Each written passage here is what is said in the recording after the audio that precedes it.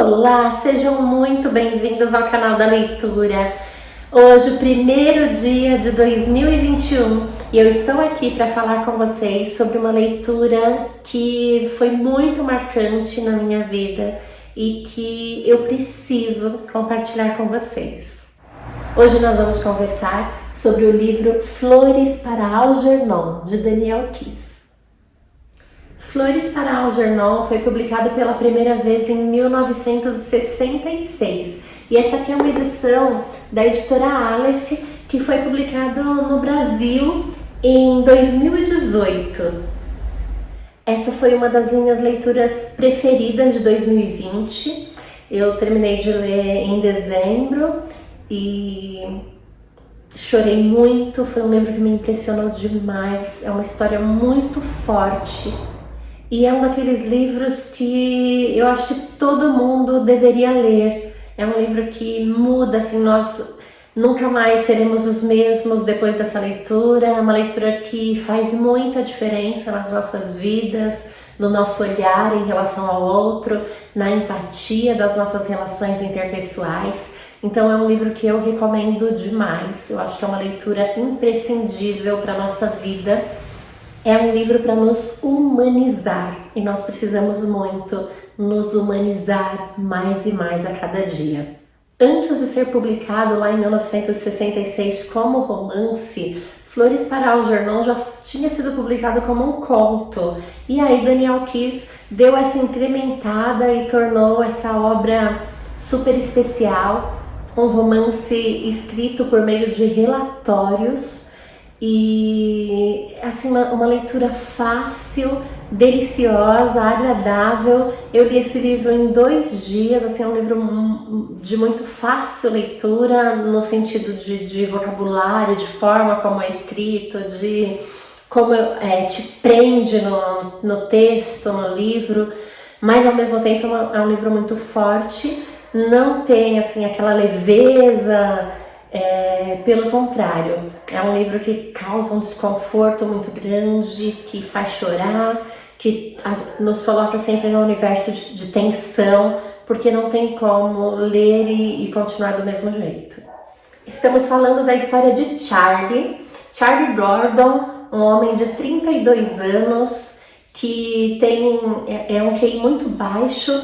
O livro não traz assim detalhes sobre como isso aconteceu, qual é o diagnóstico dele, mas o fato é que ele tem uma deficiência intelectual grave e o sonho de Charlie é ser inteligente e conseguir se relacionar melhor com as outras pessoas. Tem uma passagem assim logo no início do livro que me deixa assim muito já impactada, que ele fala que ele não deseja muito, assim, não deseja ser famoso, ele só deseja ser esperto como as outras pessoas e assim conseguir ter amigos.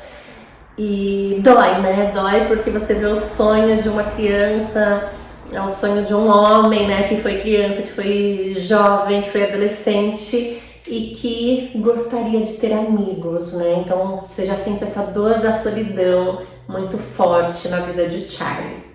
O fato é que Charlie ele tem essa deficiência intelectual grave e ele sonha em conseguir ser inteligente. Então ele acaba sendo a pessoa perfeita para passar por uma experiência que está sendo desenvolvida por alguns cientistas. E ele é convidado a ser cobaia dessa experiência, que é uma cirurgia que pode aumentar a inteligência de pessoas. Essa cirurgia já foi feita num ratinho chamado Algernon, e daí vem o título do livro, Flores para Algernon. Essas flores em alusão às flores que serão enviadas posteriormente ao túmulo do ratinho Algernon. E o livro, inclusive, se encerra falando sobre isso e resgatando esse título do romance. Estamos falando também de um romance de ficção científica e justamente, né, por essa cirurgia ser algo, né, que se refere à ficção científica. A gente está falando de uma cirurgia que não existe, né, mas que a gente tem aí relatórios, né, dessa cirurgia acontecendo na prática como uma ficção. Então aparecem sim nos relatórios termos científicos referentes a essas questões médicas e experimentais, mas que não compromete a compreensão da história, do enredo, que é sempre muito claro, muito transparente, e por isso acaba nos afetando tão diretamente, tão fortemente também.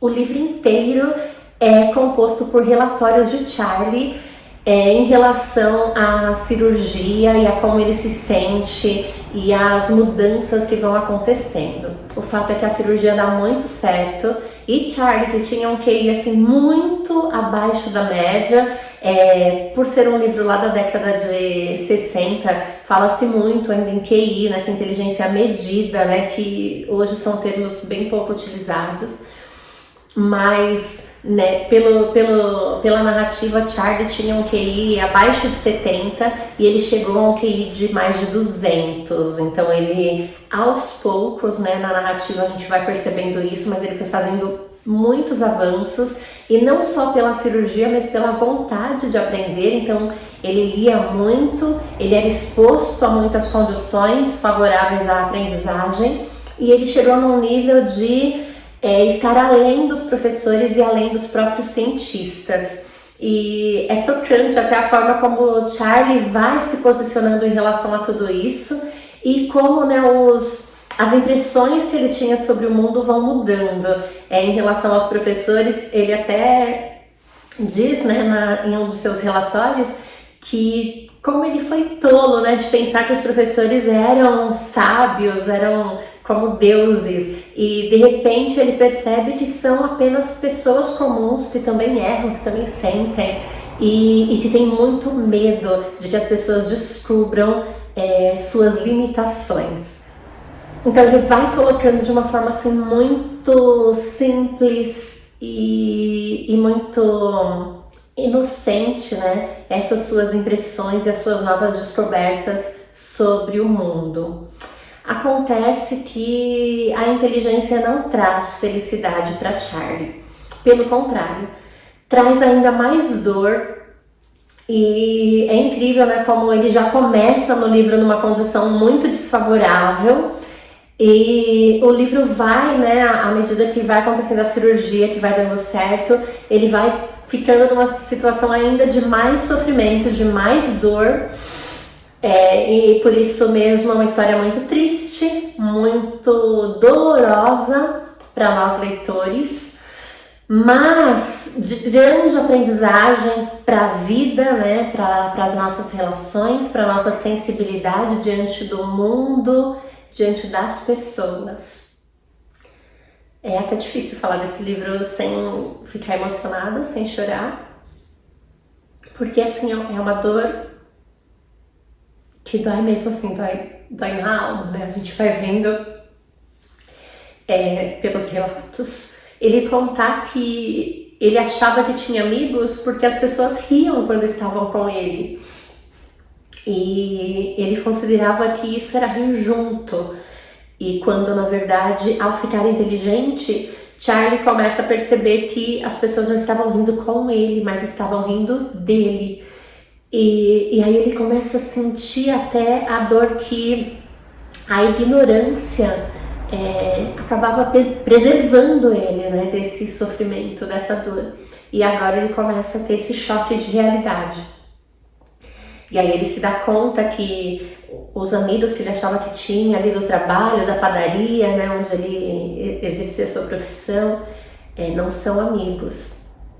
E mesmo Charlie, né, conquistando, estudando muito e começando a se destacar em algumas atividades, porque rapidamente ele fica mais inteligente que os seus colegas de trabalho, por exemplo, aí esses colegas começam a querer prejudicá-lo, porque tem inveja, né, dessa nova condição de Charlie, que não pode contar sobre a cirurgia, que tem aí um contrato de sigilo também. A motivação de Charlie para a aprendizagem é assim linda, é uma lição de vida para nós, até para a gente parar para pensar o quanto muitas vezes a gente tem preguiça, né, de aprender, de se mobilizar para o novo. Tem toda a condição física e intelectual, Então deixa lições assim muito fortes nesse sentido. Essa lição de empatia, né, de Charlie se descobrir sozinho, sem amigos, uma pessoa que já foi abandonada pela família, nesse contexto de que ele não foi desejado por ser uma criança com deficiência intelectual. E ainda bem, né, que isso vem mudando, né, devagarzinho, mas a gente vem tendo grandes avanços no mundo em relação à aceitação das diferenças. Charlie compete até com o ratinho e ele várias vezes questiona os médicos, os cientistas, se é possível que ele consiga ganhar na corrida do ratinho, ganhar nos desafios, porque ele sempre, né, nas provas anteriores à cirurgia, ele sempre perdia para Algernon, que ficou muito inteligente depois de passar pela cirurgia também. E então tem essas partes também mais descontraídas da história, mas elas não aliviam em nada a dor, essa sobrecarga de desconforto a que o livro nos expõe o tempo todo. Mas, gente, é uma leitura que é pra vida. Eu pesquisei depois e vi que nos Estados Unidos, em várias escolas, esse livro é leitura obrigatória. Então é uma busca, né, por essa empatia, por esse conhecimento do sentimento do outro, né? Embora seja um livro de ficção científica, a gente identifica muitas verdades, muita realidade nele, muitas frases assim muito fortes, e são frases ditas com tanta inocência, com tanta ingenuidade, que acabam nos afetando ainda mais, porque elas chegam assim para realmente escancarar o quanto a nossa sociedade ainda precisa avançar em relação às mais diversas questões inclusivas.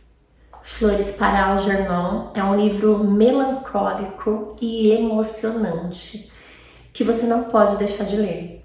E é a minha dica de hoje aqui do canal da leitura.